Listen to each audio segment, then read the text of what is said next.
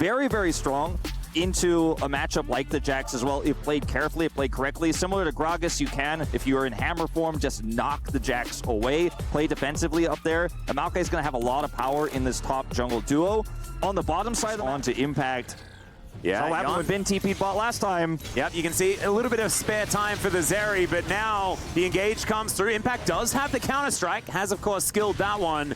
As Gumayusi able to come on over, does pick up the turret aggro. They need to try and get this kill. As Guma goes down low, there's the flashes. Zenith Blade doesn't work, Core comes in. That is still first blood going over to Gumayusi, but can he keep himself alive? As Core JJ's got heal, he doesn't have the ignite. Never mind, there's the general. And they even out the scoreline. And now Carrier, I don't know guys, I think he might be dead. He's kind of on the wrong side of the map and he's trying to run his way out. Zeus has to back, does have teleport here. Carrier definitely going to go down. A huge win here for TL. Ultimately, great flash of the Q by Impact. It's not the right way to play the game, but you can hide your bottom lane in this matchup and make things really lopsided, just like this as the buffer comes in from the Arcane Shift, but that means absolutely nothing. Core JJ able to get his way out as Carrier wants to try and get something started. Look at this, there APA. are so many minions here, it's absolutely ridiculous, and it's just another one for TL. TPing top is the extra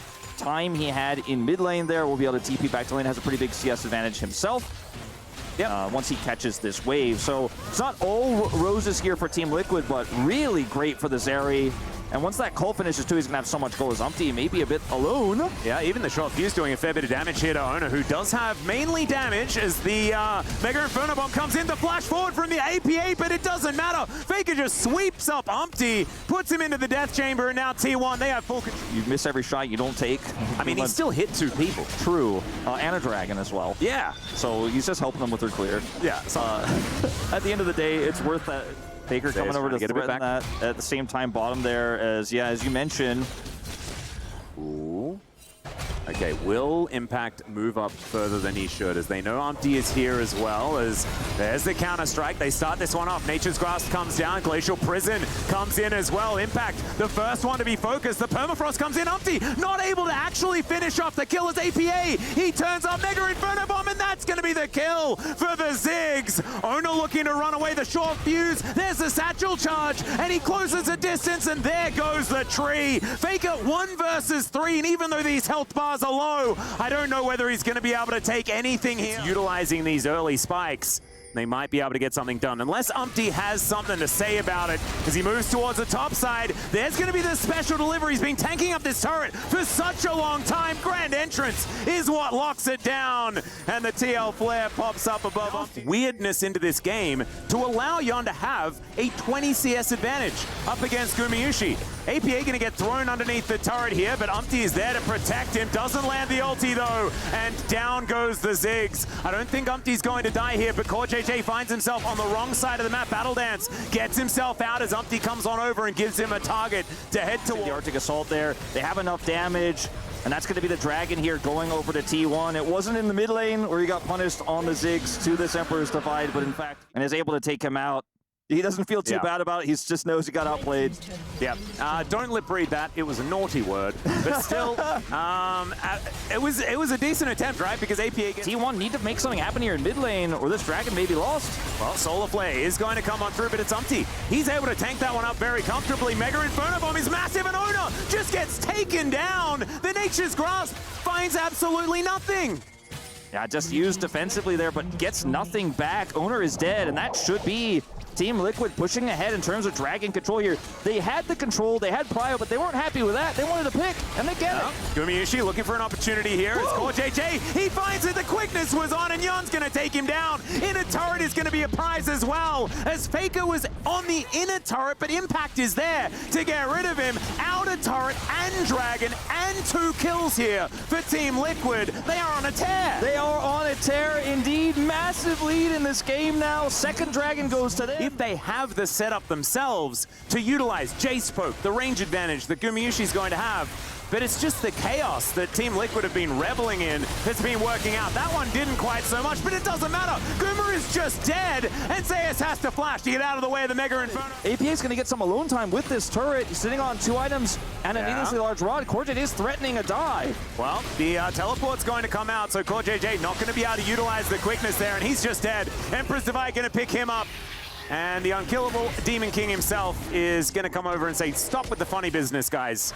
It's time for us to find some advantages, and they're going to need to find a whole bunch of them as Faker. Moment for T1 to try to close the gap here, get through this choke point against Rakan.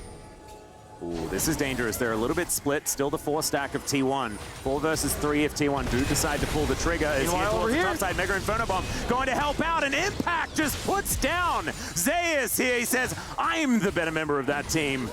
As of course they just don't see it coming. So thanks for the ultimate, thanks for the dragon, thanks for the kill on the top side. I'm winning in 3 places. Down, and ultimate doesn't have flash here, but they are going to just try to rush it. Faker does so much damage to this Baron, but can they turn?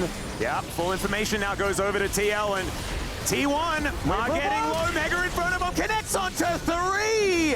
And that's with no setup as well, as the extended beam comes on down. Faker looks for Yoni, finds the flash, and gets the Zeri in the end, but Impact will be able to take down his ex-teammate. Gumayushi still trying to fire forward, and APA, he's basically an 80 carry himself, and he'll be able to take down the Ezreal. 3 members of T1 left standing. Zeus, the last big damage threat, but I don't think he's going to be able to do anything. He's just going to be backing in this brush. APA is going to face check. Oh, the satchel charge is going to save the Ziggs with basically nothing. Yeah, there's those 2 thumbs up that we were expecting. And Zeus comes in, and he is going to be falling down. Leap strike from Impact going to get that one done. And TL, I think they're going to win this game. Stacked up, and just look at it fly. They try to split like the red team they are in this game, but they're not going to be able to get out of the region. Meanwhile, over here, yeah, a little bit more of a fight as the Nature's Grasp comes on down, but look at the AoE damage coming out of this Ziggs with 4 items. Extendo beam to finish off Owner, and even our observers were surprised by the damage that one did. Used to Maokai being a little bit more tanky than the damaged version that Owner is piloting this time around. And the Dragon's going to go down. That's Hextech's soul. It's still not enough to stop the Hextech soul, and now the base is open. Looks like game 1 upset complete. Team Liquid completely unlocked here at EWC. And it's their drafting, it's the gameplay, it's just TL are just looking extraordinarily good here at EWC. They're going to be breaking down this top lane inhibitor turret right now. Counter-Strike comes through, and they just have all of the answers. These Ziggs compositions, just an absolute, like, it's a symphony to watch them play these ones out. It's a well-oiled machine that we're witnessing as they make the push towards these inhibitors now. There's another Glacial Prison. This one going to connect as Mega Inferno Bomb onto 3 once again. The quickness locks them down, and APA takes them out. It's a double kill, as immediately it's the tanks, it's the front line, and they are removed from this battle completely. The bouncing bombs impossible to avoid as they just keep raining down on top of T1. Is so huge, and the poke in this composition with Ziggs, with the Zeri Extendo Beam, it's just unreal. As Keria maybe trying to bait something? I don't know where he's going. He's going on Walkabout Wolf, and he's going to get satcheled back into the entire enemy team, and he will buy some time before he inevitably falls. Yun's going to collect that kill as well. So another one for this. Continuing to push these waves into the mid lane, stacking up super minions there, so there is just absolutely no way T1 can come to Elder. It's essentially League of Legends. They have positional advantage, banana brush control, but Umpty just walks on in.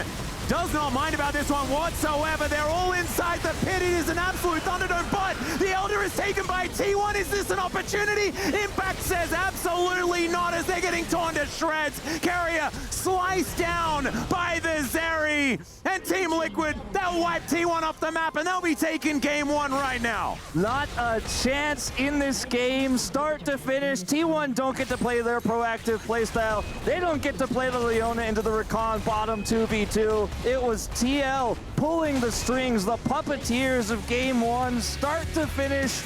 A beautiful game. And absolutely incredible what an stuff. upset we saw.